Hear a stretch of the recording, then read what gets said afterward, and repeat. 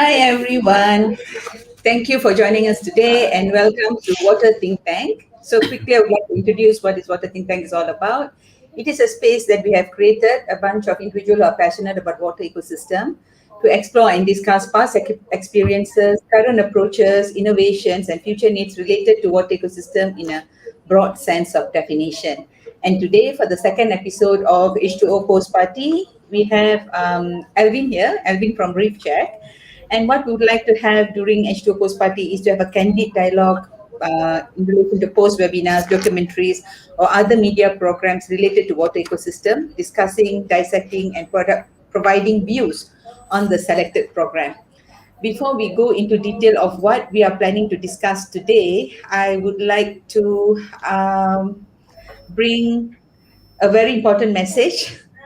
Today is Mr. Dore's birthday, so wishing him a very happy birthday. And he's supposed to be one of our uh, passionate individuals together with Water Think Tank, but because it's his birthday, so we're giving him a break. So, Mr. Dore, my mentor, my former boss, happy birthday to you. And Raja here is taking over Mr. Dore's position for today. So, Raja, if you want to say a couple of words. Yeah, I'm Rajesh Azmin. There's a very big shoes for me to fill, but I hope I'm up for the job. Okay, thank you, Raja. So we supposed to have another panelist, Miss Nurul from Charisma Movement. Amazing. I had an opportunity to talk to her. Very eloquent. She articulated herself very well. Unfortunately, today we'll be missing her because due to some side effects for her, with her vaccination, she had a second dose yesterday. She's down with fever, and she's down with some aches and pains, so we are unable to have her. But we have Alvin from Reef Check Malaysia, and trust me not, while all of us are locked down in our little homes, Alvin is right there on the east side in Tioman Island. Alvin, welcome aboard. Please introduce yourself. Hi, thanks for having me. Yep, so I'm actually originally from Kajang, and then my background is in marine science. So I did my degree in UMS in Sabah, and then I did my master's in marine science in UKM, and I then joined Reef Check Malaysia. So Reef Check is a non-profit organization. They are present around the world, around 90 countries and territories. And the main thing that Reef Check does is it monitors the health of coral reefs. And basically, that data is then used to advise on management actions and things like that. So I've been with Reef Check for 10 years now. And these last 7 years, I've been living on Tioman full time. We run a program called Cintai Tioman, and it's basically looking at how to reduce local impacts to the coral reef and how to build like reef resilience. So looking at management, getting local involvement, and things like that lah. Yeah, so that's a little bit about me. I'm also avid scuba diver. Yeah, I started diving when I was in high school. So at a very young age, very lucky because my parents they used to take us out to the islands to Perhentian from the time we were very young. So I was able to get into scuba diving, and I guess that's what has led me down this career path lah. Thank you, Alvin. Thank you for joining us with this session today. If we have an opportunity, probably before we end at this particular conversation, maybe we can get you bring your laptop, if it's a laptop, and show us the Tioman Island. Even though I know it's pretty dark, let's see how it goes at the end. Wow. I'm staying really at the back near the jungle. You won't be able to see anything lah outside. Oh, okay, okay, Mm. okay. Understood. And with my associate with Water Think Tank, Raja, a couple of words from you. Introduce yourself, please. Well, in context of today's post-party conversation or topic lah, I'm a chemical engineer by profession, and I do consultancy work now, mostly on environmental stuff. And I can't wait to talk about today's show because It is pulling me there, here, everywhere. Now I don't know where I stand, basically. So I can't wait to talk about it. Awesome. Interesting. Thanks, Raja. So really, like that is something that I would agree with you, because what I notice is when I watch this sea piracy. So today our conversation is on sea piracy. It has been playing on Netflix. So I do hope those who are joining us today had an opportunity to watch it, because probably you can appreciate the conversation better. And if you have any questions, please drop it in the comment box either on Facebook or YouTube. We would love to pick it up. We are learning here, and almost like learning on the go, watching sea piracy, whether we are really learning the science, or we really learning the cinematography of that science, how Hollywood brings it. Okay, that's another matter. Probably Alvin can give us some reality check on our beliefs. I would say, if you really go and Google on sea piracy, what you can see is almost, I felt it is more divisive than the use of ivermectin for COVID-19 treatment.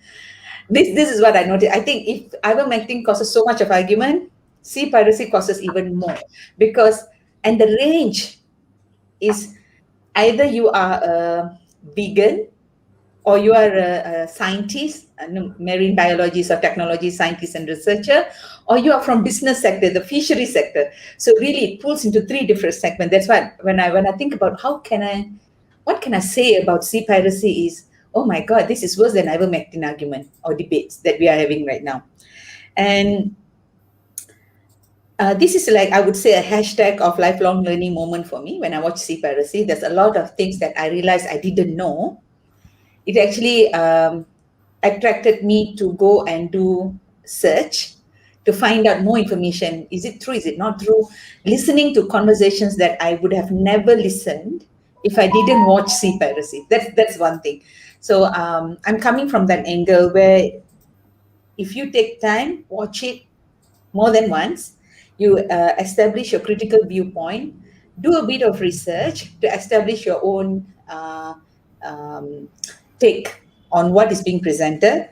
And I think there's a lot of things that we can learn. So before we go deeper, probably just as a snapshot, Alvin or Raja, what is your take on sea piracy as a snapshot? Okay. If you ask me, the first thought that comes to mind was, boy, do I feel stupid for telling all those people not to use the straw. I used to tell people, that turtle head with the straw coming out of his nose is on you. But boy, do I feel stupid after I watched this. But the take of it is the interconnectivity of all the systems, where I can steal some tweakers and some mind twitches for people now by saying, let's solve the global warming. Okay, yeah, stop eating fish. So yeah, I think that's a conversation opener for me. But I think one thing, before Alvin, you give your snapshot, right? One thing, there must be a disclaimer here. Raja is a vegetarian, so yes, Yeah, it's easy for me. I'm not. So I do not know. Probably we have to have our disclaimers ready. some Yes, Alvin. some bi- some bias some bias arguments from me. Yeah.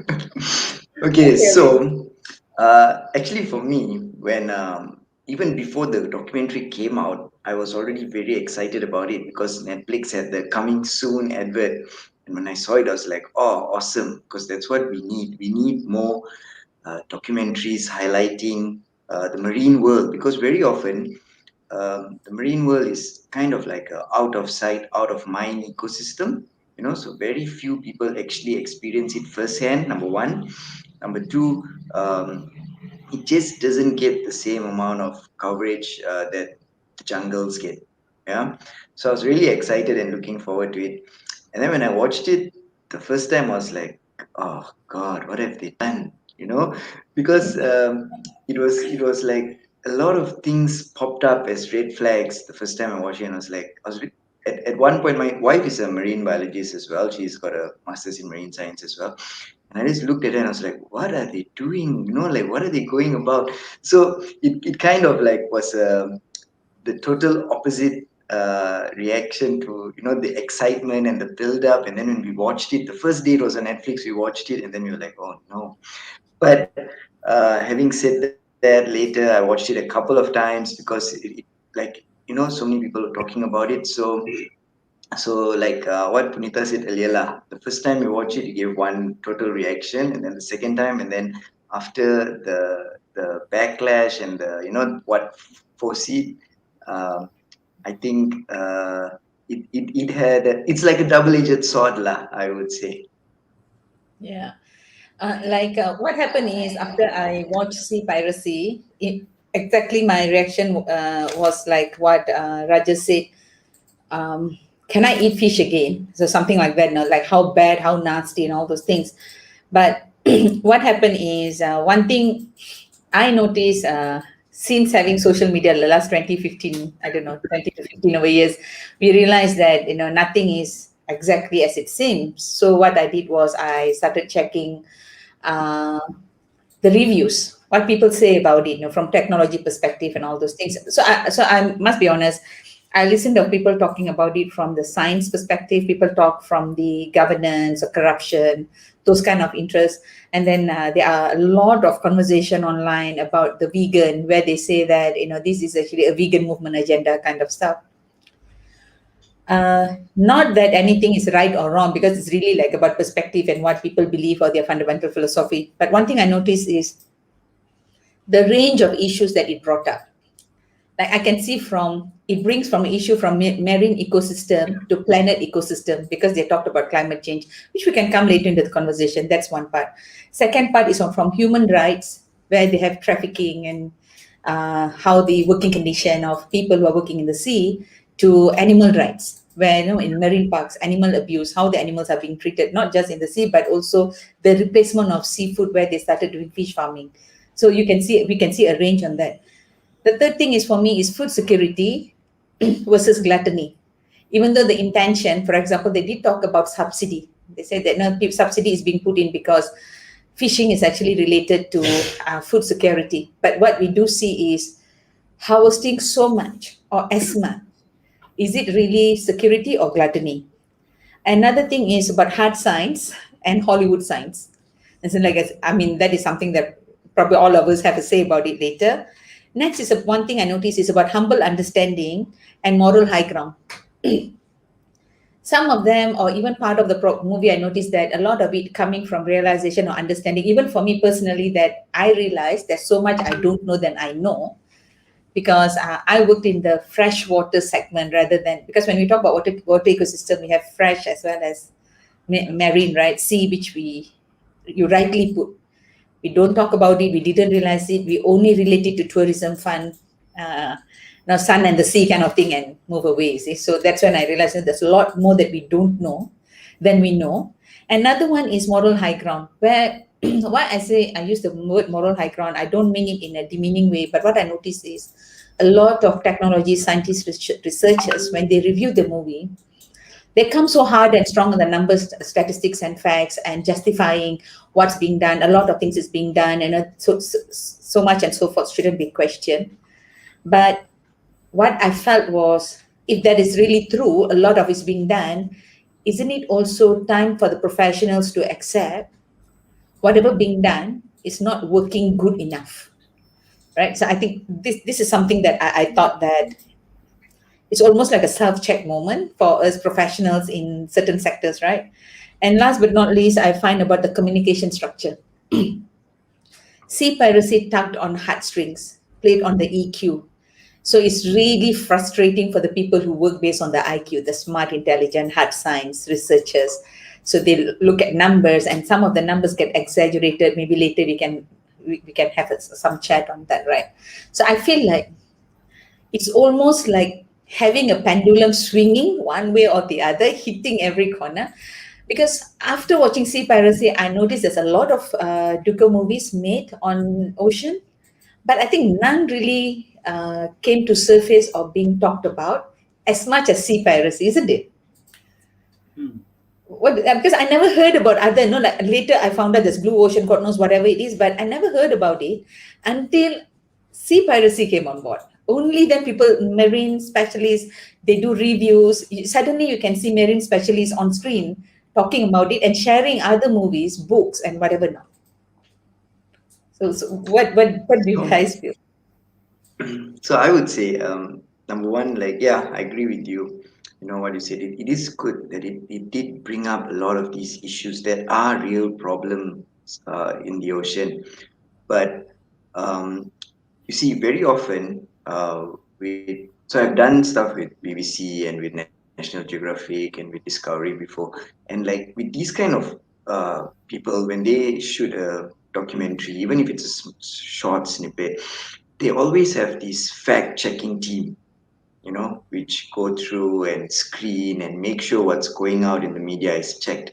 Whereas on a platform like Netflix, what's happening is you often get these individual filmmakers or private small companies, and they need to make something that is sexy and that's attractive and that's going to attract the platform to buy their program, number one.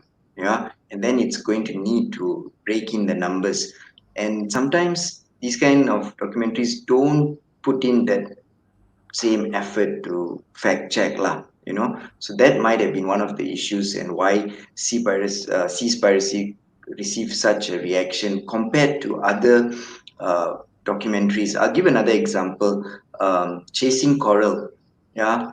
Now, Chasing Coral was a documentary about the coral bleaching event, and that also, it was something. Coral bleaching is a big issue, and again, it had never received that kind of attention on media before. And you see, the reaction to that was very different. A lot of scientists really supported it. They were holding hosting uh, get-togethers to watch it together, you know, that kind of a thing. And um and and I guess one reason why also sees piracy gained that much attention was because of the pandemic season. You know, a lot of people are just sitting at home with nothing to do, and certain things just tend to kick off more than others. You see Tiger King, right? What's that show? Was it called Tiger King or something? Yeah. How did that suddenly go crazy and everybody got so into it? Because everyone's sitting at home, nothing to do. Oh, this is hot. This is something that everyone's talking about. I need to check it out.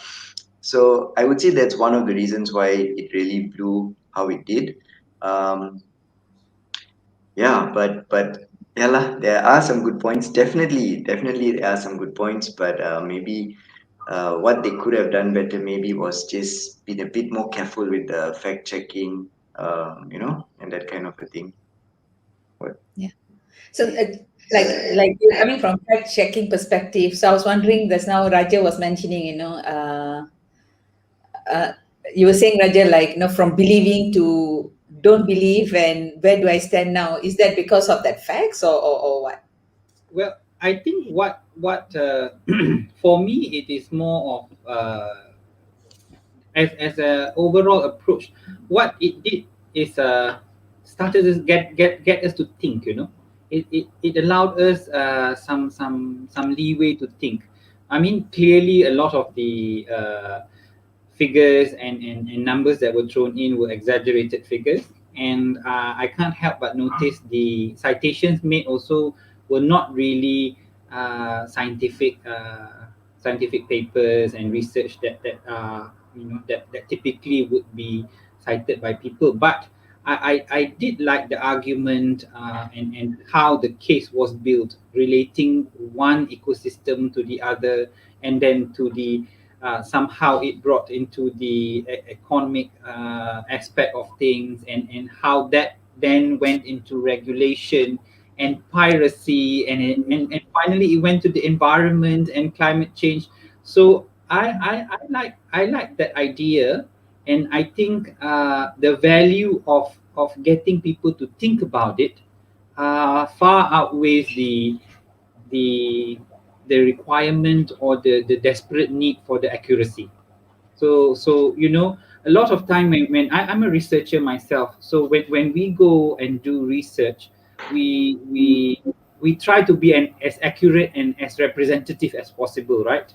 But when you are talking about such a big and complicated interrelated system, a representative idea, I think, is magic already to begin with. Yeah, I would agree with that. And like when I say the fact checking, I don't mean like, oh, they said 84% when it's supposed to be 35%. That's not what I meant. Like, okay, let me ask you a question, both of you. What was your main take-home message from that documentary? What did you all learn about the ocean? And like what was your take-home message for both of Okay, you? for me, right, what really that makes me want to explore more on Seaspiracy after I watched it is when they talked about that, I actually put down notes. They talked about plankton absorbs 4 times of carbon dioxide compared to Amazon forest. Right, that means because we are talking about climate change is very much not very much totally linked up with greenhouse gases. If we can reduce greenhouse gases, we were trying to do nitpicking on transportation, on sewage treatment plants, on wastewater treatment plants, and then we have a movie that's saying 4 times of Amazon forest, the carbon dioxide can be absorbed by planktons, and planktons are fertilized by whales. That means now I have an interest to talk about protection for whales and dolphins if that is what's happening. On top of that, they mention 85% of the oxygen that we are breathing are coming from these planktons. You see, so that really where I didn't really start off on the, honestly, the way they do whaling, uh, I'm not a vegetarian, I'm not a vegan, but I don't like to see animal being killed. So if it's killed I will never go to a restaurant and order a fish that is swimming and say I want that fish, I want to eat it. I can't bring myself to do that. You see, so that's my moral high ground in that sense. I don't mind it being killed behind my back, but not right in front of me. So when I looked at that, it made me feel really, really disturbed that I am eating sometimes I think it's actually, if it's caught in the sea, it's safer than or better, treated better because they had freedom before they get caught. And I'm eating it compared to in the aquaculture farms where everything get compact. Then I see how they're doing. Oh God, this is bad. But what really my triggering moment in that movie is the climate change bit.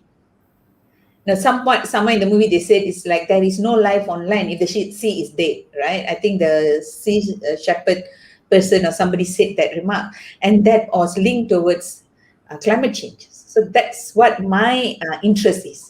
If I can do something related to climate, and that requires me to understand ocean better, uh, I would want to explore that. I don't know. That's me. I don't know Okay, about Raja.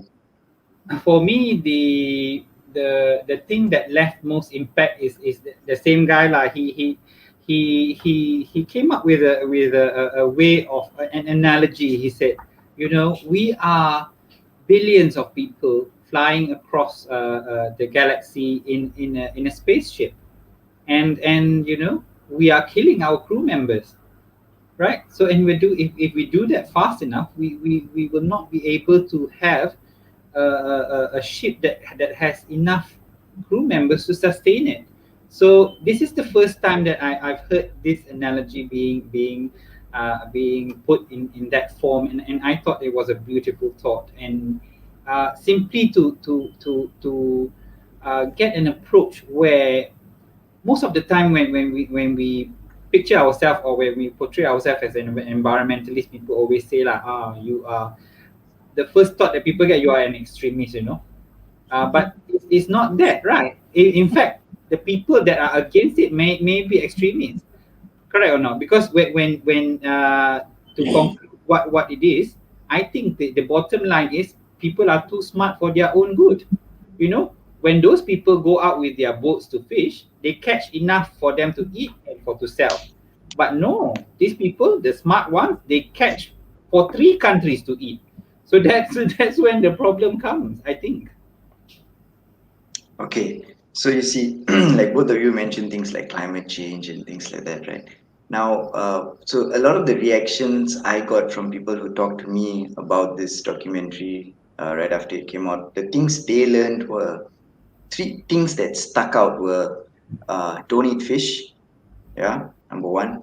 Number two, these NGOs are all taking millions of dollars from fisheries, so that's why they don't want you to hear about not eating fish.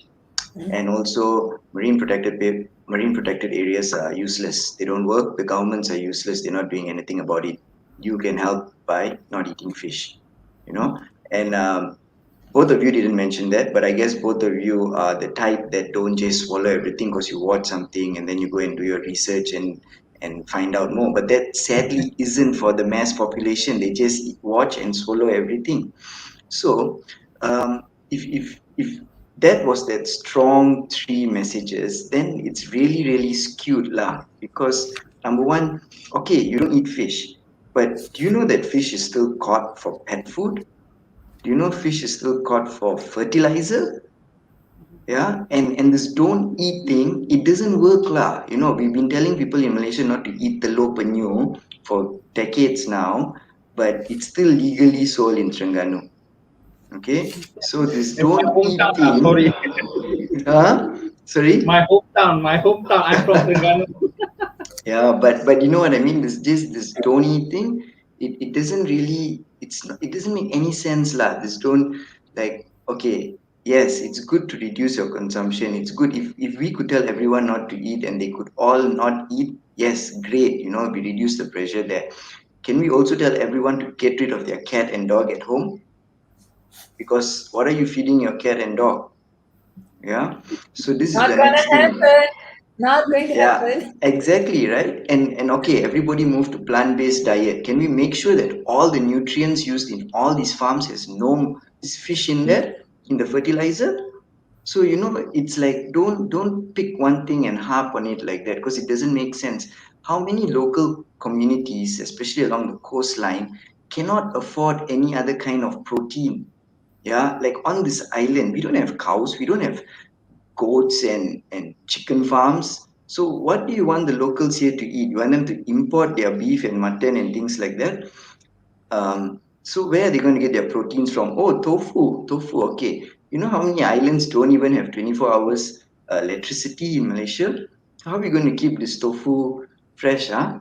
So it's very easy. And again, I guess we need to put this documentary into perspective because it is created uh, for the Western crowd lah. I personally think this kind of documentary is targeted at that kind of developed country because yes, they are the one with these mega fishing fleets, with factory fleets where they catch the fish, process it, can it, everything in the ocean. Whereas in like Malaysia, have you seen our boat nelayan? It's these wooden boats. Yeah, you got your class A, class B, class C. They are all wooden. We don't have factory boats running around in Malaysia. You know, so it has, there's a lot of things that need to be put into perspective, and when people do not do their homework and do not find out more and then jump on it, this is where the problem starts. And that is why, like earlier Punita mentioned, this movie has been very divisive, you know, because it has caused a lot of like ill uh, like bad tension among different groups and different people. Like even me, I had people like messaging me and like, hey, so does Reef Check get money from the fishing fleet and does you know, blah blah blah blah. And I was like, whoa, calm down, man. Where is this coming from? And they're like, oh, why bother with marine parks and blah blah blah. So it's like it's not fair. Yeah, it's not fair to just put out these things out there so recklessly and then just expecting people to be able to go through it with a fine comb and decide which is good and which is bad. Because if now, let's say, the majority of people don't do homework, lah. We know this, right? Look at the number of anti-vaxxers in Malaysia and all this flat earth society in 2021. Yeah. So let's say right now we've got these kind of people who have watched this discovery, this documentary, and they decide like, oh, marine protected areas are useless. They're just on paper. They don't really work. So why do we have them? And this is an issue right now, even as we Oh, he's got connection problem, I think. Yes, Alvin is actually based in Tioman for the last, I don't know, about 7 to 9 years. And I mean, that's not his fault that the Tioman telecom network services are not up to Okay. so we do hope that Alvin will be able to, because we really need him, because I think this is an important perspective that is bringing in. Uh, I mean, I do believe that Alvin, we can't hear you. If you can hear us, probably you can exit in and come back. I can bring you up again. So while we're sorting that thing out, I understand where Alvin is coming from, right? The challenges that happen, and then people felt, I mean, these conspiracy theories. I think that is a big thing right now. Everything has a conspiracy to it. But at the same time, I do not know whether, if we see on the bright side, it allows for a conversation to happen. I Correct. mean, seriously, I mean, Raja, you and me are in this sector, like God knows how many years, right? Would we have talked about anything in relation to marine and linking it with water ecosystem, linking it with climate change effects, rain, I mean, the wet seasons become wetter, the dry season become drier, like what we had in the previous conversation. The boy who harnessed the wind. Remember, then end up with food scarcity, education, gender, all kind of thing. I'm sorry, it's like the whole thing is just um, let's see, Alvin, yes, Alvin is back. So I mean, I Yeah. was just keeping the timer on because I mean, just having this chat because there are people watching. But now Alvin is back, so we need to hear from Alvin. I can see Alvin's argument is from the social part of it, how it sort of like make people confused with the conspiracy theory component being brought in. So go ahead, Alvin. No, no. So I mean, that's what I was saying, like, and again, like a lot of NGOs have been working on the ground for years to do things. For example, like we're talking about the videos basically say there's no such thing as sustainable fisheries. Yeah, I'll give you another example. In Sabah, there's still fish bombing. People are using dynamites to blast the reef to catch fish. Can you believe Mm. it? Okay. Now we are telling resorts like, why don't you support the local traditional fisherman? You know, if he's going out fishing in his little boat on a hook and line, and you pay him top dollar for the fish he catches, then he doesn't need to go out and fish bomb. You know, if it makes sense, like if you're willing to pay them more for a good catch, then they're not going to need to go and do this illegal job and risk hurting themselves and getting caught. And so, how can you come out and say that there's no such thing as sustainable fisheries? Again, very reckless, you know, to just throw these things out there, discredit everything, and then just come up with a rumusan as don't eat fish. It's not going to solve all these problems you raise, bro, just by not eating fish, you know. So, this is the problem, lah, you know. It's like when you discredit this and then people be like, oh, don't buy into that sustainable fisheries, it's all a joke, there's no such thing as that, you know. So it's tricky, it's very tricky to put out this kind of bad information without you know, yeah, you're just misguiding people lah, from my sense. But like I said earlier, it's a double-edged sword because there are good things, like it brought up the plight of the uh, slave fishermen, you know, things like that. Yeah, what about your You know, comments on that?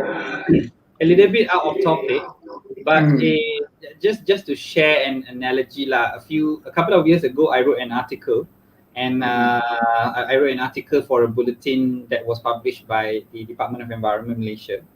So I drew a conclusion, similar conclusion. mm, We are talking about climate change and you know how everyone wants to be green and things like that, but we are subsidizing the price of fuel. So this is the same thing lah. I mean, what people need to understand is the definition of the basic definition of sustainability. So even though in the film Ali framed the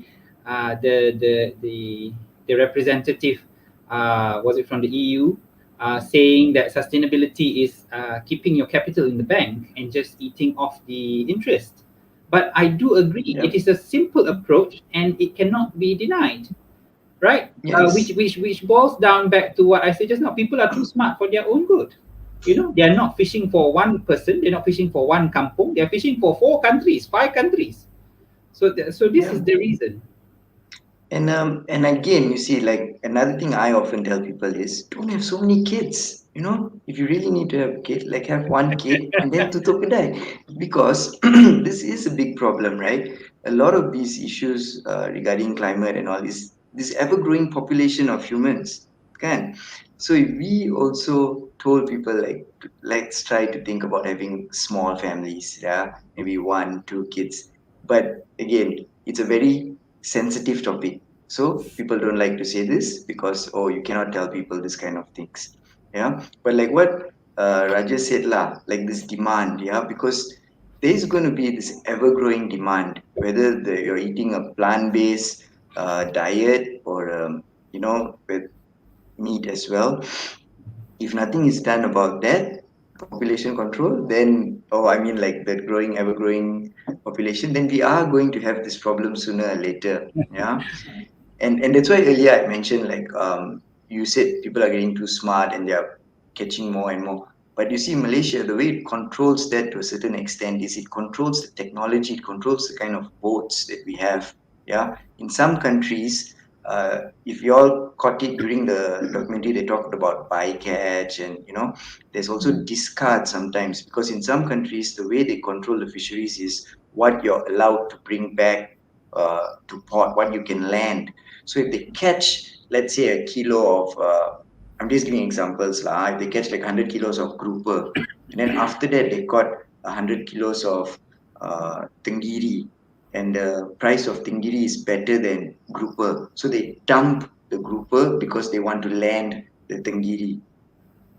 So yes, there are problems with the fisheries, there are things to improve. So I would have loved it if this documentary brought up these issues and then said like, look, we need to put pressure on governments to talk about these kind of reforms. Yeah, why are we subsidizing fisheries? It's because the consumer complain that fish is so expensive. Yes, because it is something that is very precious.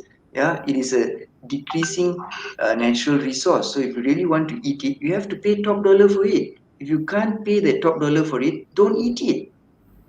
So correct, I do agree, like don't subsidize it. Cut off the middleman. Yeah, like even very often the guy fishing in the sea and the guy making the money from the fish is two different people. Yeah, cut off this middleman. That's one way. So bring up these kind of things, bring up not just don't eat fish lah, you know yeah, because like the other thing, marine parks. Okay, so the MPA, yeah, he bad talk marine protected areas, but that's basically the bank which the EU guy was telling you, because the theory is that what's in the marine park does not get fished, and then this population it grows healthily, and then there's spillover, and what goes outside the marine park can be fished. And for example, in Malaysia, the islands that are under marine protected areas, like Tioman Island, it's a 2 nautical mile blanket around the island where no fishing is allowed. Yeah, and if whatever goes outside the 2 nautical miles, then the fishermen class A can catch that. So this is a good thing. This is what we want. We want more marine protected areas, and the Malaysian government, is actually trying to increase the, the area of MPAs. But if everybody now thinks that this is all a joke, it's no point, no matter, then where's the push going to come? Where's the support going to come? Because again, what we are seeing is big issues to coral reefs, especially talking pollution. Yeah, so we're getting lots of sewage pollution. We're talking coastal development. Yeah, land reclamation. So these kind of things a marine park protects against. And when we don't have these marine protected areas, then it's very hard lah to stop this kind of uh, development plans and this kind of impacts to the coral reef. So are you I feel like saying, I'm just being like, mm, yeah, just specifically targeting on the marine parks, right? mm, I mean, in the documentary, you mentioned like the ideal. I mean, not going into the numbers, whether the numbers was accurate or not, but what he said something like 30% of the area, the ideal situation is 30% of this ocean area should be marine parks, and out, but the reality is only 5%. But in that 5%, they are still allowing diving and fishing and whatever not.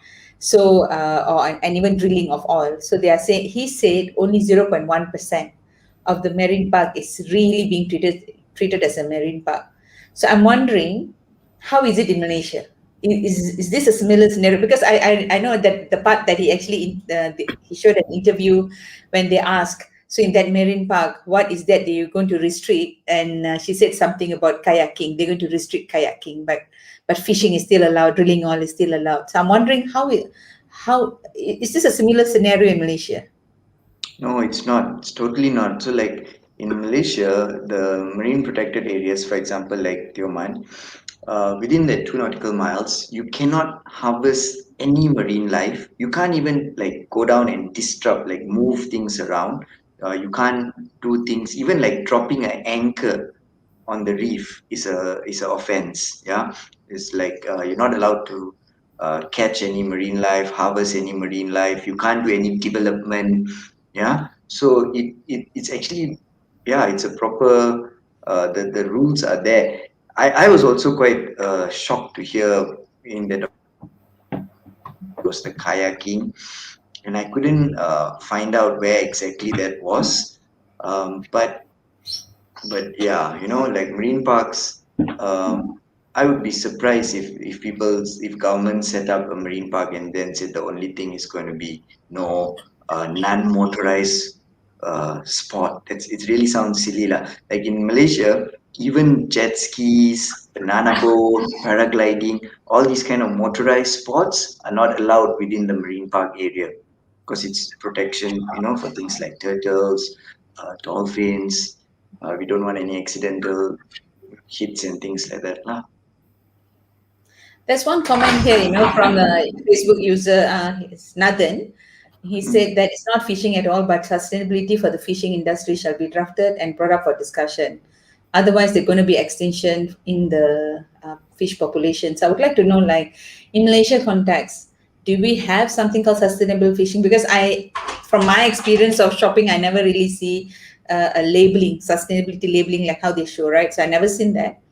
But I'm wondering whether do we have something like that? That's number one. And number two is what I mean, I think we have another poster here as well. Siva, she said, does it matter there are inaccuracy in Seaspiracy? For example, when he said, do not eat fish. That's the number one thing that he said at the end of the program.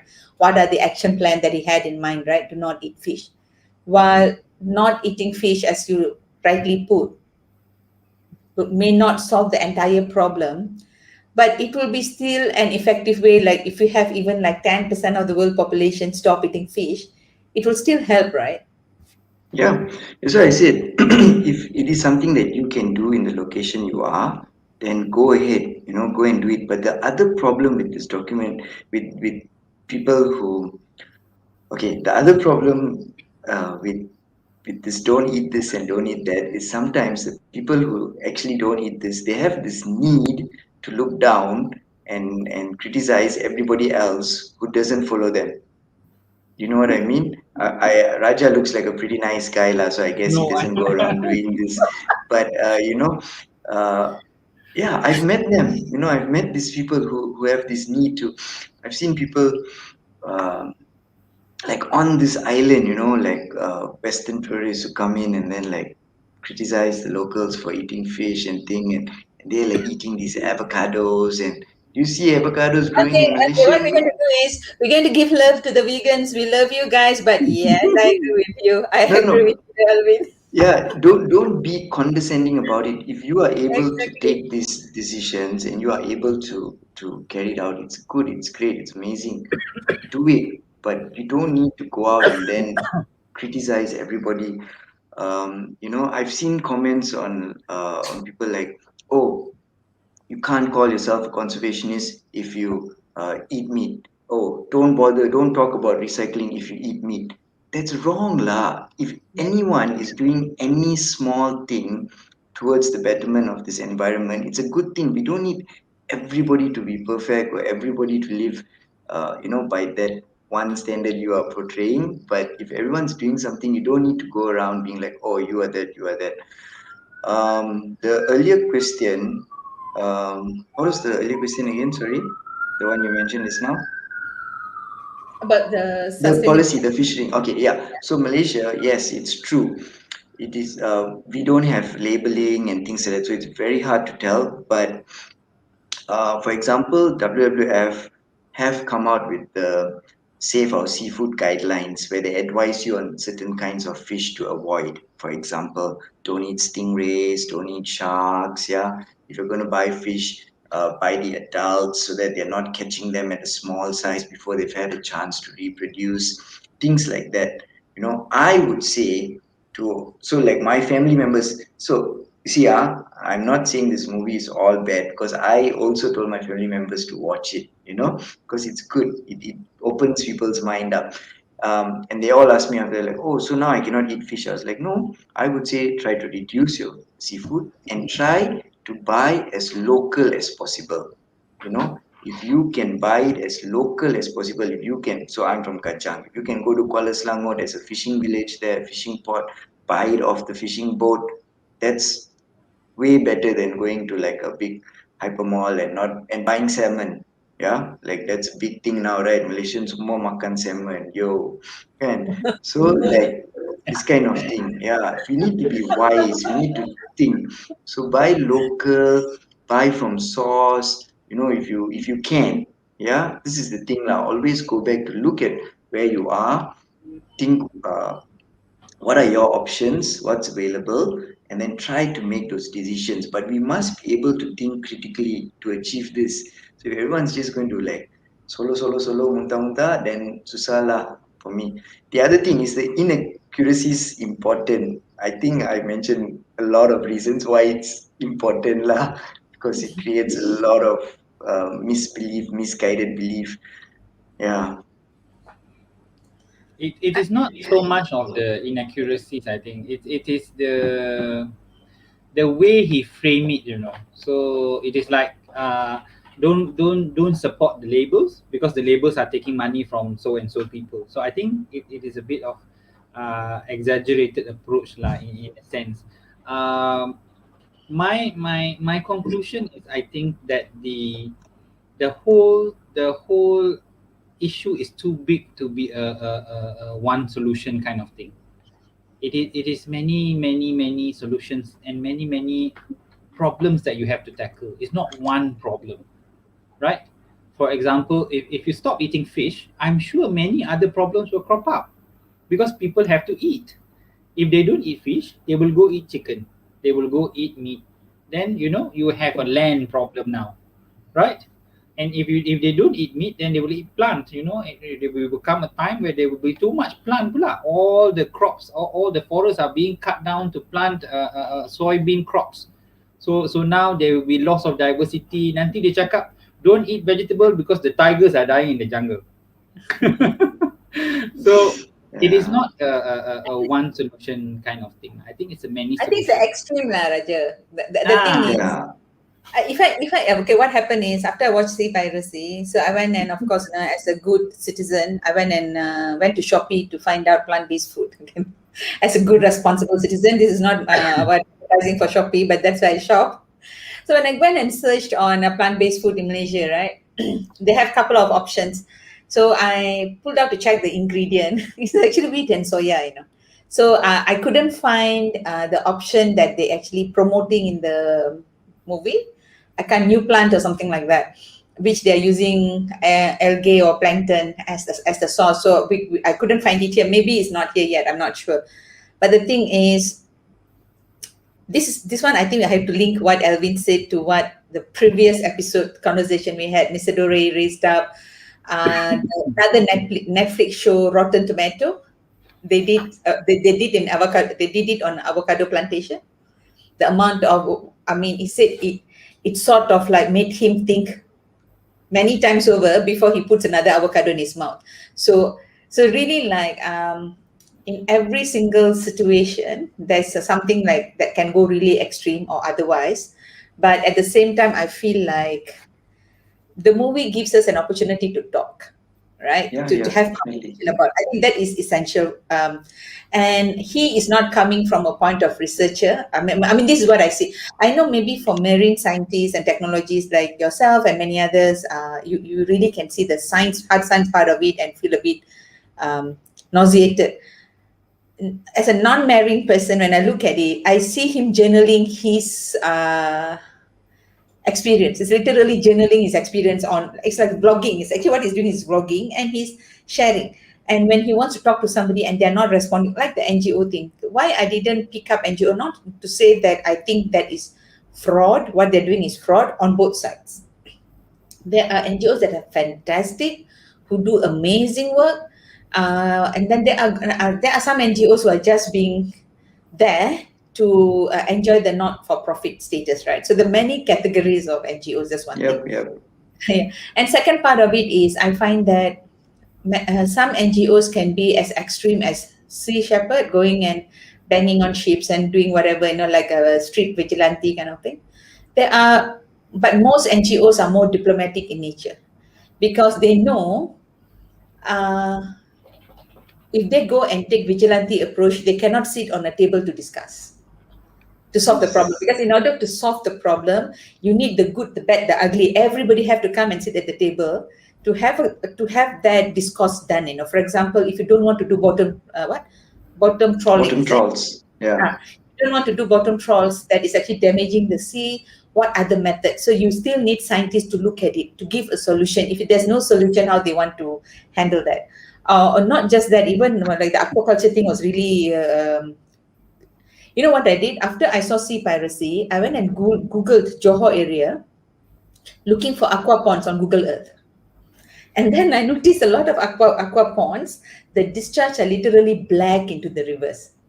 So Mm. no, I think anyone who's listening, please just go Google this. Even within Sungai Kim Pasiguran, there are a couple of aquaculture ponds. You can see big, squarish, blackish, greenish area. So that is actually aquaculture ponds. Please trail out and see where are the outlet that is going out to the rivers and see what is the color. You will know that it's actually a lot to be done. So for me, it's like all the while when I used to think aquaculture is the more sustainable fish farming. So you realize that sustainable maybe God knows from one angle, but definitely not on the environment angle, right?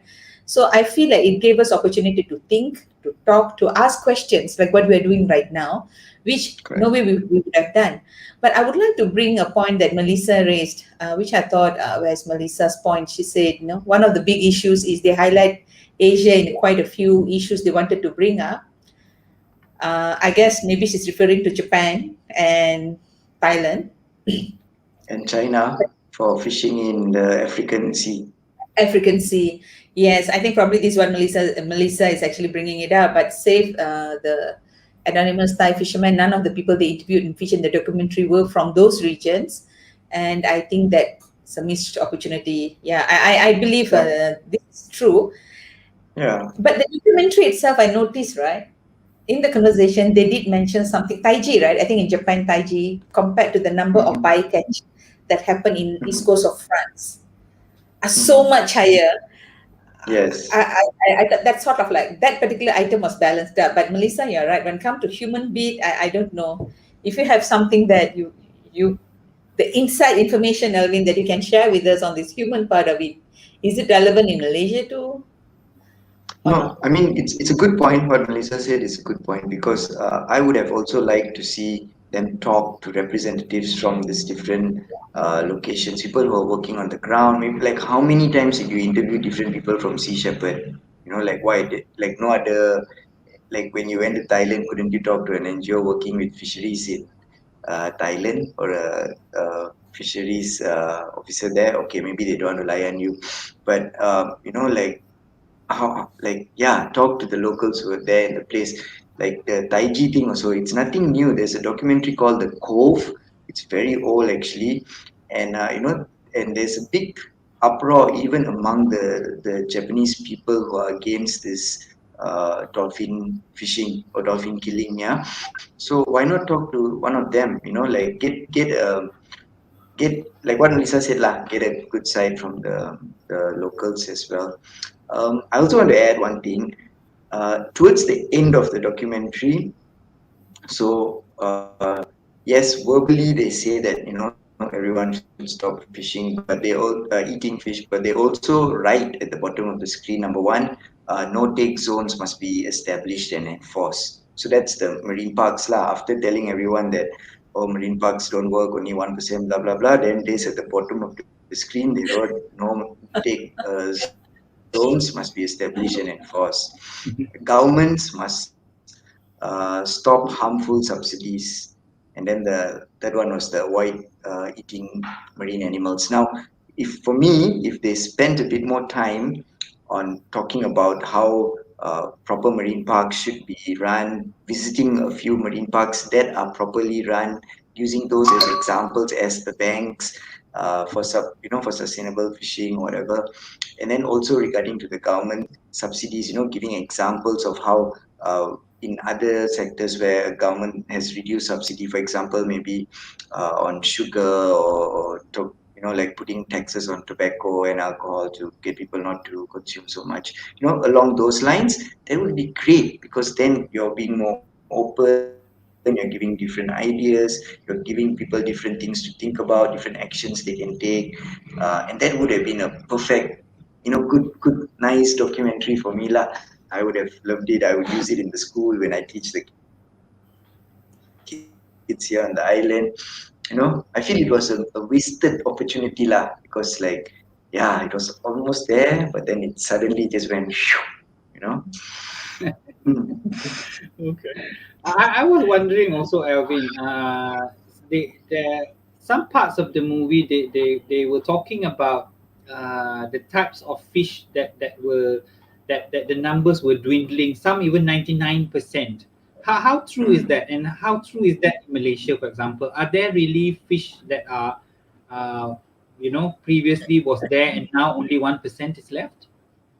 Oh, to be honest, I don't know that. I cannot answer you that confidently. But what I can tell you is we don't really have a species targeted fisheries, kan? Because we all makan semua. Yeah, like we eat everything. Yes, small also we whack from the ikan bilis to the big one we eat. So I mean, and like our fisheries, like in very a lot of these temperate countries, especially, you tend to get like a season. So you'll have like a herring season, or you might have like a particular species season, and there's a very particular fisheries for that. But that is not similar in Malaysia lah. Mm. I'm wondering, right? Sorry, Raja, please go ahead. No, I remembered there was a time my late brother-in-law is from Sarawak, and they were saying there was a time that people were taking the ikan terubuk too much until it was pupus there. So I don't know how true is that. Is it happening here as well? Ikan what? Sorry? Ikan terubuk, the one with a lot of bones. Ikan terubuk, is it? Oh, Yeah, not pretty sure now. pricey fish. A Yeah, must but- buy if you go up to Sabah and Sarawak. So yeah. Yeah, Go on. but Yeah, go ahead, Alvin. Go ahead. You're saying something? no, but it's, I mean, the fact that they brought up is true lah. Fishery stocks are going down, with ever increasing population, with ever increasing fishing fleet. Fishing stocks are going to go down if we don't do something to protect it. And that is true. That is very true what they brought up. I mean, throughout the program, they did show about that. What they call, I actually like the term they use, industrialization of fishing, because the method fishing is being done, how fishing is being, fishes are being caught, and the fishes that are caught is not everything. I think I put some numbers down the bycatch. just for those who are not aware, or maybe didn't watch the movie yet, bycatch is actually um, sea sea animals that actually got caught together with a fish that they actually want to catch. So it doesn't have any value, so it get thrown back into the ocean. So this particular movie, so I do not know whether the number is accurate or not. I'm just quoting from the movie. It says that about 300,000 dolphins actually caught as a bycatch during fishing, and it get thrown back in the river, in the ocean, and most of the time it is returned back into the ocean dead, not alive. About 50 million sharks ends up with the same fate annually. And there was one particular case they were quoting that has actually received labeling, the sustainable fishing labeling, caught 8 bluefin tuna, and in process they killed 45 dolphins. So I guess I mean, the fact I believe, based on the number of species being reducing and it's more difficult to catch, fishermen have to go further and further into the ocean to actually catch the fish. And I think there's one part where they showed the infographic. I think in 100 years ago, maybe a century ago, the amount of fish, tonnage of fish you can catch in a day now is that the same amount is actually being caught in a year. Clearly shows the number of fish is Halibut. reduced. Halibut. It was halibut. Halbert, yes. So it definitely shows it's reducing without a doubt. I think, and it doesn't help. I don't know. This is something like I remembered what my grandmother used to say. She has passed away. My late grandmother. She used to say, "Don't waste rice. When the rice, then when we eat and it drops around the plate, she'll say because the rice will cry." I do not know whether where this Yeah. belief came, but she used to say that don't waste the food, that rice that drop, it will cry. So I think it's more about the gluttony thing. That's what I can see here, because a lot of time now when I eat fish, honestly, I'm very mindful. I do not want to waste it, because the thought of the thing that it goes through and the impact it has. So despite sea piracy may have all its exaggeration, but exaggeration made people watch it, right? I guess if it's not exaggerated, it may not receive the same thing. But what I'm scared is, yeah, there's some of us who took some lessons and trying to do something about it at individual level. But the scary bit is if people go on the other extreme and paint the whole town red based on one single opinion he has about one single NGO and say that I'm going to stop donating. I think that will be a dangerous situation. I want to bring up something that one of our friend here, Mr. Philip Raju, he actually put up a question here. One bluefin tuna in Japan costs 3 million. I think it's yen, I believe. How did they manage to set such a price? Wouldn't that be a reason for creating the supply line low while demand high by deliberately overfishing and kill as many fish as possible by those sea pirates? I'm not sure whether anyone has any take on that. So the bluefin tuna, basically it's a highly sought after fish, especially for sushi. Yeah.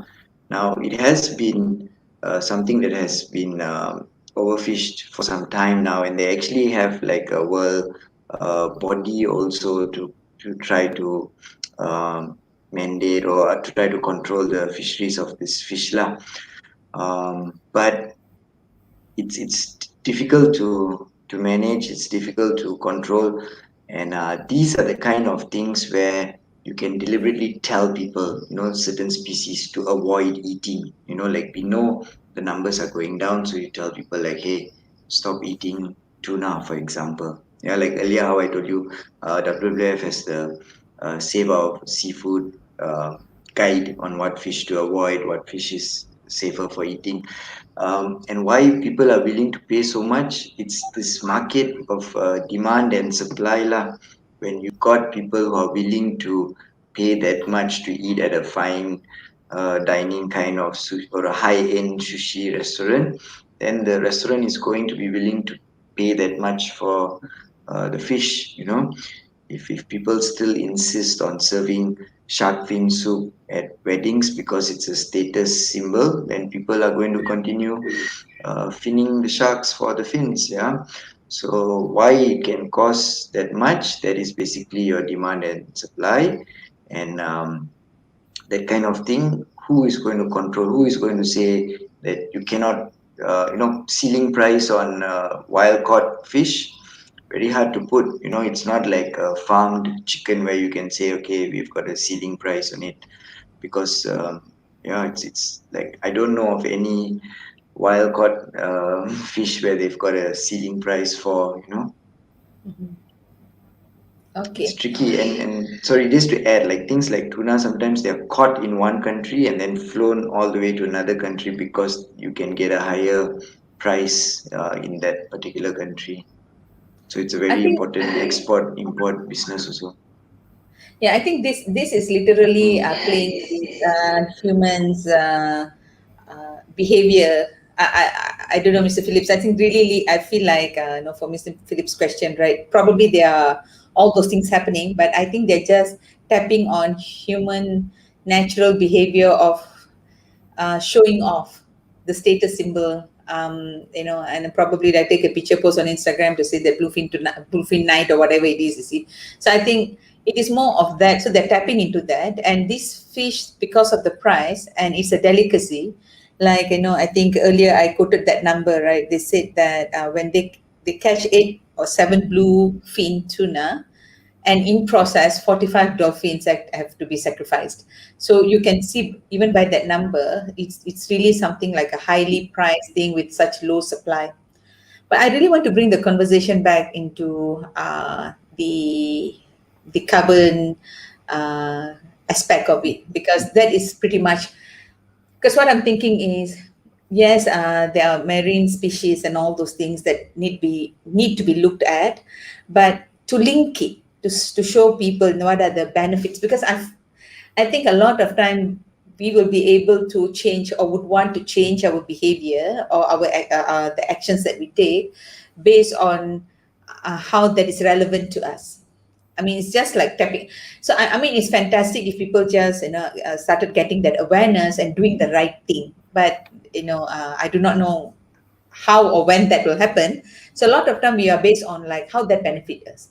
So if we can link it back to that conversation of that carbon footprint, the issue of storing carbon, like marine plants stores 20 times more carbon than plants on land. And then they talked about that 93% of the world CO2 is actually sitting or captured by marine plants. I'm wondering whether these are actually true, because it can create a significant change. If these numbers are true, it creates a significant change of people who talk about climate change. Now they have to talk in terms of relating it to back to ocean. I even went Yeah. as much searching about the cars, because he said that something about like 1% loss will be equivalent to 97 million cars, right? So I was thinking, how many million cars are there in the world? So I found out it's about 1.4 billion cars. So there are about 1.4 billion cars. So it's literally like if we lose about 10%, then or that means it's going to double up whatever the vehicles are transmitting. It's going to double it up, you see. So I'm wondering whether, do you have any idea whether this number is accurate, or even if the number is not accurate, uh, does it make sense? Is it true that marine plants capability are as such, even though the numbers may be not accurate? Yeah. Actually, it is pretty high, and there's a term for it also. They call it like blue carbon. Yeah. Mm-hmm. So it's actually like the documentary said, algae lah. Algae is one of your big carbon sinks in the ocean. Um, Mhm. 80%. Okay, I can't pull out the number exactly right now, but I thought it was more closer to 50% lah. Mm-hmm. But it is a very important source of oxygen, and it is a carbon sink. And again, it says that in the documentary, it connected whales and dolphins, right? The whales and dolphins poop to fertilizing the ocean and things like that. Is it Now, a true? lot of it Is is it? in certain locations. It is very true, especially in like places where it's a deep ocean and there's nothing much else there. kan? So it is important lah, because these things fertilize it. But very often it's actually through processes like upwelling, where these ocean currents, like they bring deep water up to the shallows, and that brings in a lot of nutrients. Now, coral reefs are very important, mangroves are very important, because they all play a role in this, and it is right. And again, I would have liked to see the documentary say how important the marine ecosystems are as a carbon sink, and then connect it to how important managing marine ecosystems is, because it's not just, you see, you can have, okay, you want to protect the whale by not fishing, but we need to protect the whole ecosystems. Yeah, so like we need to protect, and the way to do that is proper management, and we need um, the people to demand this proper management in certain instances. Yeah, for example, like I mentioned to you earlier, talks about removing the protected status of the Tioman Marine Park. So people uh, should not support this kind of decisions. And when the government says that, um, we want to open up more marine protected areas, people should be able to understand that yes, that is something important. It needs to be done. Yes, it will limit economic growth to a certain extent, but this is what we really want and need. So I would have said that would have been a nice way to take the conversation lah. To say like, yes, it's a very important source of oxygen and a carbon sink. Now we need to manage this properly. Did I answer your Okay. question? Yeah, it does, because for me, it's not that I'm less passionate about the biodiversity part of it, because we do know biodiversity is the answer, at like, if it's like a pyramid shape, right? Biodiversity right sitting at the bottom, and then it goes up right there on top of human and animal life and whatever not. So I really feel like, um, I will be slightly checked out of this entire conversation in relation to sea piracy if that core thing that helped me or anchored me for that was really based on, really you can catch that amount of carbon, which is a solution for climate change. So that really like anchored me to this, to look at it more and all those things. So if someone comes out and said that no, that is fake, fake news is not true, I guess it's sort of like like a bombshell for me. It's just like, what is that, fish bombing? It's a total fish bombing for me. So I can't. I mean, it's really like be super disappointing for me if that is not true. Because now that when you say it, right, maybe the number is not as high as whatever number he quoted, 85 or 80%. whatever it is. But 50% is a super high number for us to actually look at it, right? And then Yeah, it is. yeah, and then it also gives opportunity for, but I really feel, I don't know, Raja and Alvin, right? What I feel is, I know because Raja also a researcher, Alvin is in the marine segment. What I feel is, I when I was watching a lot of reviews on that, of course, one extreme, as I said, the extreme on the fishing industry is always about the dollar and cents, not really about food scarcity or security. The other part is vegan. That is more of that philosophy. There are some good vegans, some high moral ground vegans. So that's aside. But when it comes to the professionals, researchers, and hard science people, right? There's a lot of terms being thrown on these what this movie director Ali, sensationalizing, egoistic. He sort of like um, reversed the work done by a lot of agencies and all those things.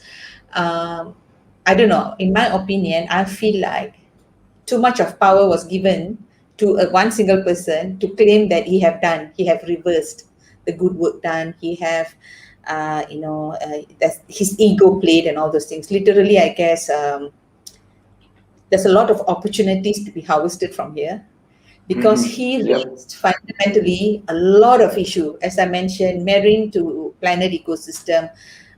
He raised about the human rights and animal rights. So this, it brings in like so many players, that need to come in and Yes. do stuff.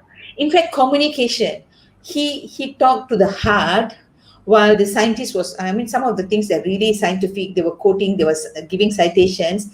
They were not like when I listened to it, and I'm from engineering background, and they were not speaking to my heart. They were speaking to my brain. I can't link. If you start giving me numbers and formulas, I'm like, God, I'm done schooling 40 years. I mean, what 30 years ago. So it doesn't talk. So really, like, I thought, you know what? Professionals, scientists need to learn how to communicate. And it's unfair to put the blame on someone who able to communicate better his ideology than than saying, right, you communicated wrong stuff. So I mean the world not going to change, right, the way scientists communicate or researchers communicate. So you didn't speak to my heart, literally, even though I know some of the things could have been done differently, but it is his movie, his story. So another thing I felt was democratizing information. Mm. Okay, I mean, I'm coming from my experience in the freshwater sector, but what I noticed is a lot of time professionals, authority, and all those people, right, or scientists and researchers, tend to hold the information so close and guard it, and then they will have the conversation among themselves and in the language that they understand and nobody does. So, so if that information or sharing of that information is being democratized, being shared in a way someone else understands, people who are not from that sector understand. Um, I mean, it's not too late. This movie showed people do care, but you must tell me in a language that I get it. I cannot go and do a master's or a PhD in oceanography or whatever it is, a marine scientist or technologist or biologist, to understand what you are saying. You must be able to come to me and tell me in a language that I understand to make me care. So I really thought that was a interesting point, which I hope not just in oceanography or marine, because for me that is a learning point, because I do know some of the conversation that I personally have. I do not, I want to say I hear because I think it'd be very wrong as if I'm preaching, right? So I'm professional in the sector. I do know sometimes when I understand, I see blank looks. I have lost them. It doesn't matter how good my idea is, but I've lost them. And when I say I lost them, is I'm losing people who need to change their behavior to make that ecosystem better. That means I've lost, as simple as that. So I feel like, I don't know. I really think it's sort of like a wake up call for professionals. When I say professional, I'm using a loose term. I'm talking about professionals like authorities, um, even professional NGOs with professionals in it, like scientists, researchers, technologies. I don't know, probably it's a wake up call, right? Talk like Yeah. Ali, do like Ali, speak like Ali, vlog like No. Ali. So you see, yeah, that's why I wouldn't condemn his style or his, like what you say last, some people say egoistic apa. I don't have anything nasty like that to say about him. The only thing, like I mentioned earlier, was the carelessness. When you are putting out a documentary like this, and when you are claiming it to be like a documentary, this is not your like a side simple project for YouTube or what, you're putting it out as a documentary. People are going to hold a candle against it, like, and they're going to compare it to things like David Attenborough stuff, or on me, sorry, It's so okay. noisy. We understand. Yeah, so people are going to compare it to things like what David Attenborough has showed us, or like I mentioned earlier, some of the other documentaries regarding the ocean, like Chasing Coral, The Cove. There are some blackfish, and if you really say, Oh my. sorry, Yeah, No, no, I, no, I, because we it lost you froze. again. Uh, uh, so Alvin, if you can share again the name of that movie, Alvin, I think we would like to share it with Chasing you. Coral, Yeah, that's Chasing Coral. That's one. That's Chasing a good one. Coral. Uh-huh. Yeah. The Cove, that is about the dolphin, in Japan. Mm-hmm. And then another recent one is called Blackfish, that is about the whales in captivity in like SeaWorld and things like that. Mm-hmm. There's another good documentary, End of the Line. about End of fisheries the line. also. Yeah. Okay. So for example, when those came out, I would say the different response from the scientist community was like they embraced it, because a lot of scientists realized they don't know how to talk to people.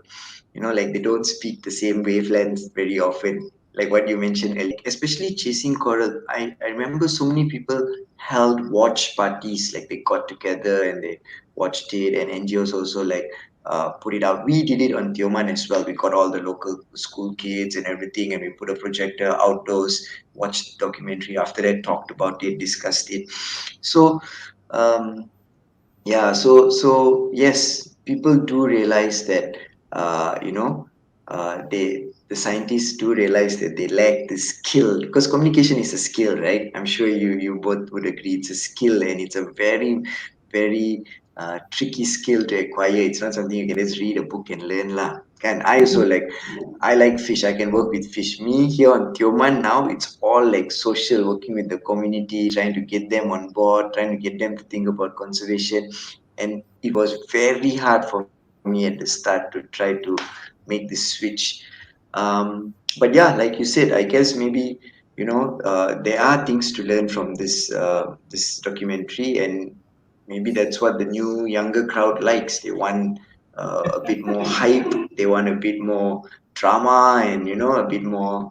But yeah lah. The main thing is the message must be proper. It must be a correct message that we are sending out lah.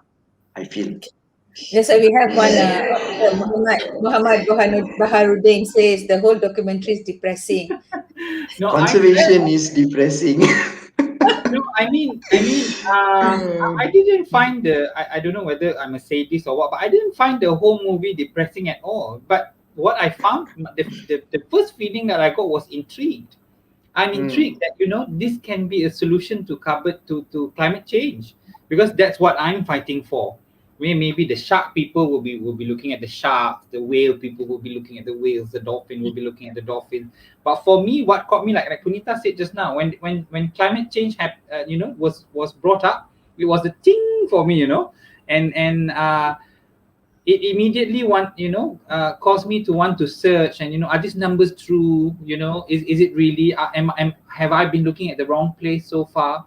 Because people are the closest that I got to agriculture or anything that is close to animals when you talk about climate change is don't eat beef because they fart methane.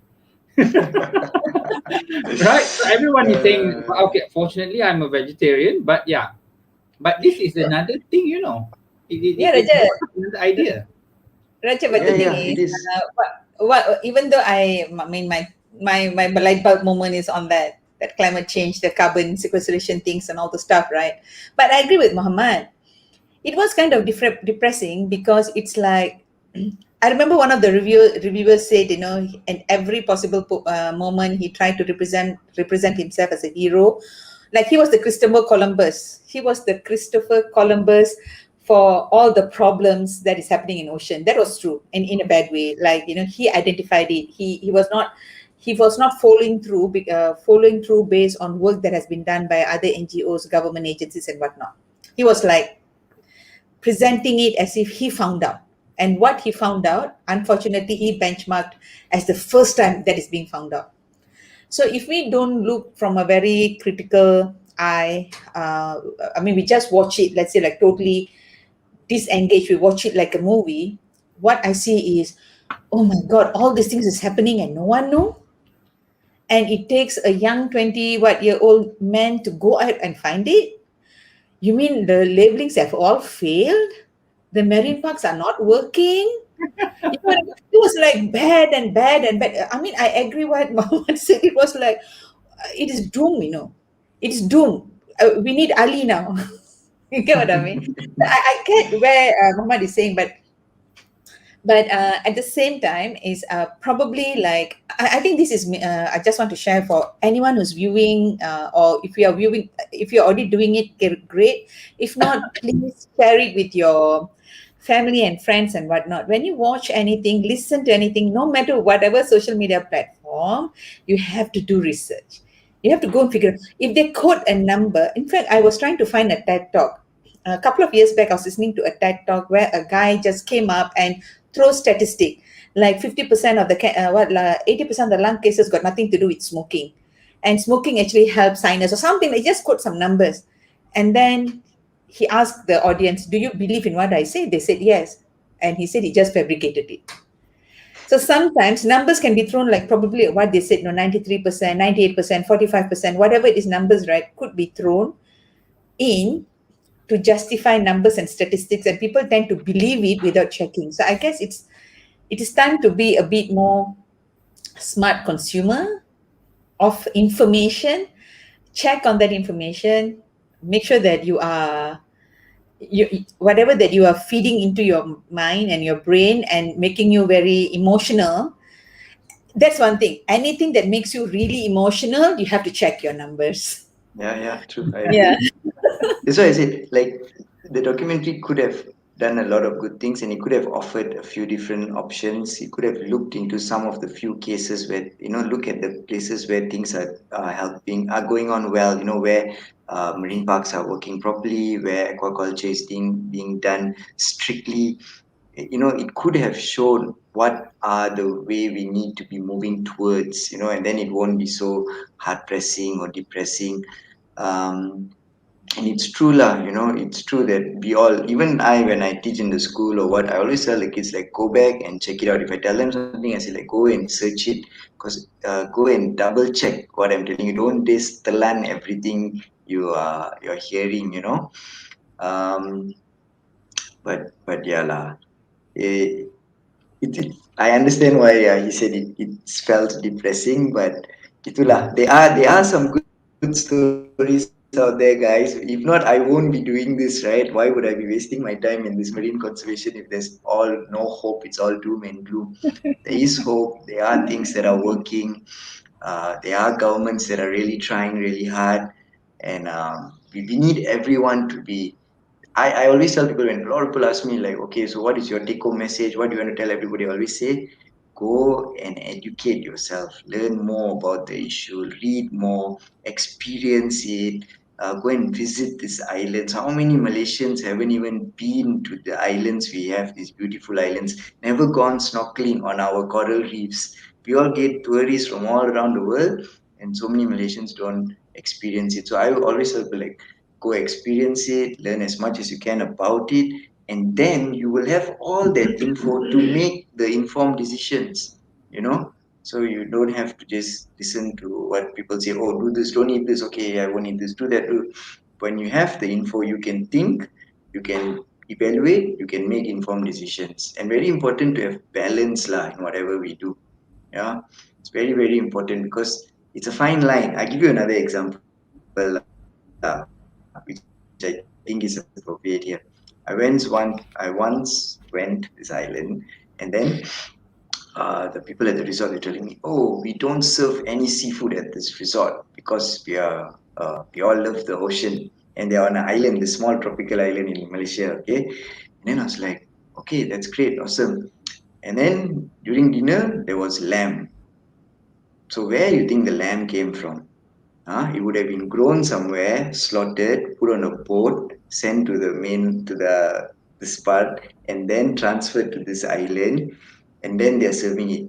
But they could have just hired some or bought some sustainably caught fish. So what do I mean by sustainably caught? We tell them certain size, we tell them what fishing method, and you pay the fishing village next to you to supply you with good fish, and then straight comes to your customers. So which one actually better for the environment?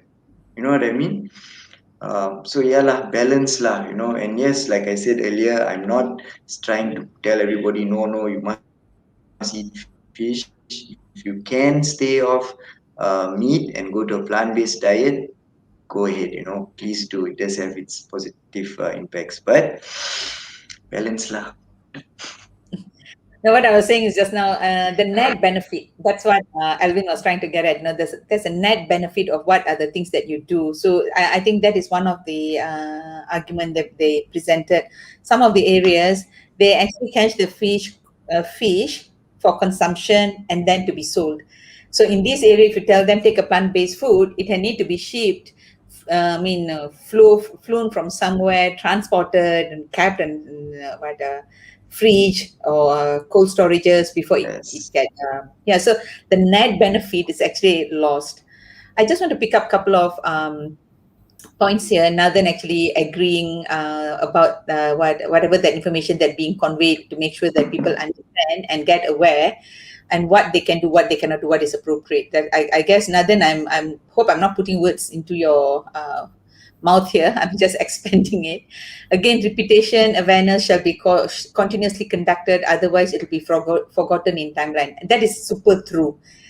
Seaspiracy raised up that emotion and got some of us either on one spectrum or the other spectrum. But I think if that is not continued, likely, people will forget. I guess that's where Alvin, and his initiative and the reef checks and all those things are coming from, right? Because you do this day in and day out. Yeah, and Yeah. it's changing mindsets. It's a long thing. Like earlier I mentioned this eating turtle eggs thing. Yeah, like for the older generation, the baby boomers, maybe we've lost it lah. Like tak ada harapan dah. But okay, never mind. The ones who are coming up, from young, we tell them, we teach them. So it's a long process. And and it's a process that is necessary lah. And it's not easy to do this kind of work. I'm not trying to like now sell reef check or what, but I mean from my experience lah, it's not easy, and a lot of people don't like to do it because yeah lah, the tentangan is very high, yeah. And that's why very often also you see like turnover rates in NGOs can be pretty high because it's hard work lah. Everybody thinks like, oh wow, bro, you got the best job in the world lah. You sit on the island by the beach every day, lepak. But it's not easy lah. So I was so thinking like that if also just now. He's on an island so nice. Every day like a holiday like that. so I tell you what I did today. Today I took two ghost nets out of the sea today. Yeah, so it is a Wow. problem. It is a real problem. These ghost nets, the thing he brought up, they are issues. But it would be nice if we were talking on solutions. Like, okay, why is there a ghost net in the sea? What is the root cause? Oh, because people are eating fish. Okay, let's Mhm. tolak that lah. Let's say everybody stop eating fish. Now they're only catching fish for fertilizer and for pet food. Are they still not going to use a net? Mhm. Right. So we didn't solve the problem, did we? Why is there a net in the sea? Is it because there's no place for the fishermen to properly dump their net? Mhm. Is it because the net got lost during bad weather? So this is what we should be talking. This is the things we should be bringing up. And these ghost net, for example, there are solutions in other places that people have tried, and it's starting to show progress. And even here we are working with the Alvin, Department of Alvin, Fisheries. Alvin, do you mind sharing what? Do you mind explaining in 30 seconds what is ghost net? Because people be literally thinking Okay, it's a okay, ghost net. okay. Sorry. So, a ghost net is basically referred to a net or fishing gear that has been intentionally or accidentally lost at sea. So, intentionally, people dump it because they don't know where to throw it, it's expensive to discard. Uh, Accidentally, because of bad weather, usually. Yeah. Now, why they call it ghost net is because now it is no longer owned. Yeah, the fishermen no longer own it, it's just in the sea, but it continues to catch and kill marine life. Yeah, so that's why it's termed as a ghost net lah. So, okay. I think that's explained here. One of our Facebook viewer, Lim Kahyao, said that all environmental issues are depressing as the readers dives deep into the topic, but I still think we need to know. Basically, Lim, thank you for joining us, but that's what we are trying to do. Because sometimes when we watch a movie or we listen to a webinar, movies are interesting. And in under H2O Post Party, we do dissect some webinars as well. And webinars are pretty boring. a lot of time the conversations and that 2 hours or 1 hour that we are involved in the webinar, and we forget about it. The intention of this particular program, this post party, is to have that conversation going. We need to sort of like make it more relatable, understand questions that we have in our mind. So this is what we are trying to do. And we are coming close to our program today. It's about 10:05, so exceeded by 5 minutes. But what I really thought fantastic is Alvin gave us couple more documentary that we should watch. And we should have him again. Yeah. No lah, I talk too much lah. People all bosan already. No, Alvin. You see, you have worked with it's a very tight knit community on the island, but it is also important for people outside. For example, one of the questions was playing my mind when you talk about one of the things that we can do is go to the where they actually catch fish and sell fish, right? Like, okay, for Selangor, you can go to Pasir Penambang. Couple of times days in a week. If the MCO SOPs are lifted, yeah. So we can go there and get it fresh. So I was really thinking when Elvin was sharing this, right? I was wondering what is the impact of that canned fish that we buy, the sardines and the tuna, the mackerels that is canned, compared to us going and buying. Those are the conversations I think we need to have. It may not be huge. I'm not solving the fishing nets problem in the ocean, but there are little steps that individually if we take, it become a culture, become a habit, right? So likely I'll be able to convince my son also to go and do the fresh fish marketing rather than buying things from the can. So I guess those are the small things that individual people can take and people can share to others, why we do that. So when we are not doing because my mom did it, my grandmother did it, but we are doing it because there's a story behind it, there's a need. I do not want to be part of the problem, I'm trying to be part of the solution. So we definitely want to cover that chasing coral, end of the line, the blackfish, and we definitely need, I don't know, Raja, we need Alvin. Yeah, I agree. I agree. Sila. No, you managed to put things in an interesting perspective. I think as a researcher, I have to agree lah. We scientists not only don't we have the package look, we also don't have the package communication skills. We tend to be very boring, sitting, and on to top that up, we have this huge ego to always keep our our club to be so exclusive. Now my objective is always I want to strip exclusivity out of everything. It should be democratized, like you say. Everyone should be accessible to information. You don't look down on people, and if someone is doing good, we don't ask, oh, what is your expertise? No, we don't do that. If like you say, we don't talk down to people. This is why a lot of people look down on vegans and vegetarians, because they tend to take the higher ground. I feel that if you want to eat meat, okay, but it's fine, because I don't impose my values on other people, right? So that's what I find very interesting about you. In fact, so much so, normally I'm very talkative, but I found myself wanting to listen to you talk more. So I just kept quiet. I can vouch to that. Yeah. Yeah, but I find you very interesting to listen, and and normally I'm guilty of not giving much attention to biological research, because as I'm a chemical engineer by profession. So for us, it always has to be precise. So we don't do research when it's indicative. So for you guys, it's always indicative, right? That it's never an exact measure. But looking at this, I'm able to appreciate it much more. So it's a big lesson for me. So thank you very much, Alvin. We'll have you again. Most welcome. Thank you, Alvin. So I'm just sealing the conversation with a lot of thanks. Humble learning after like God knows how many years graduated from university. a lot of things to learn, a lot of things to uncheck, but also I think one key component that I would love everyone to, before Alvin gives his last parting remarks for this episode, because we're definitely going to have him sometime in future, is when you watch with all these, not just Seaspiracy, any documentary, even the one that Calvin have suggested, we will also put in our comment box later with the relevant links.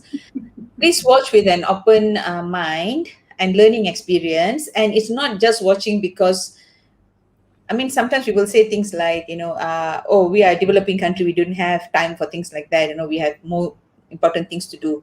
This is important because even though I may not agree with a lot of things that Sea Shepherd people, the approach they are taking, the risk they are putting themselves, but the thing that he said, there is no life on land if the sea is dead. That is super true, especially when we are talking about the amount of carbon storing and we are destroying, and climate change impact, you can see it.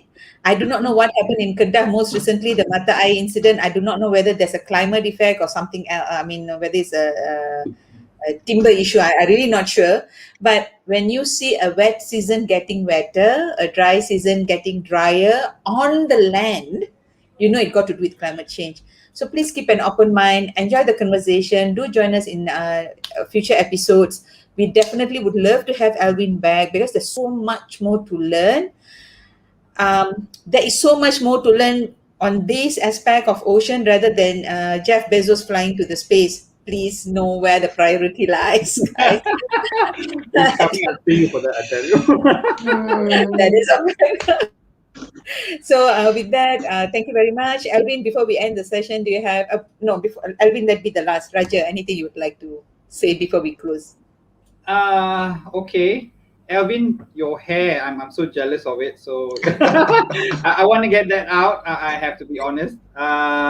So the last take will be, I think, I appreciate the movie because of the climate aspect of it. So I feel that this is a master stroke on behalf of Ali lah, right? Because he thought it out very well lah. So and good of Netflix also to have put out the movie and had done a lot of a lot of promotion about it. So I hope that people will watch it with an open mind and be more critical and go out and check the facts. All right, thank you. Thank you, Raja. Thank you, Alvin. So, to all the viewers on Facebook and YouTube, thank you very much for staying with us until 10:15. I think that is a a better way to spend your Friday, especially we're still in lockdown. Stay safe, take care of yourself, make sure you get yourself vaccinated. And with that, adios. Bye, everyone. Thank you very much. Bye, everyone. Have a good weekend.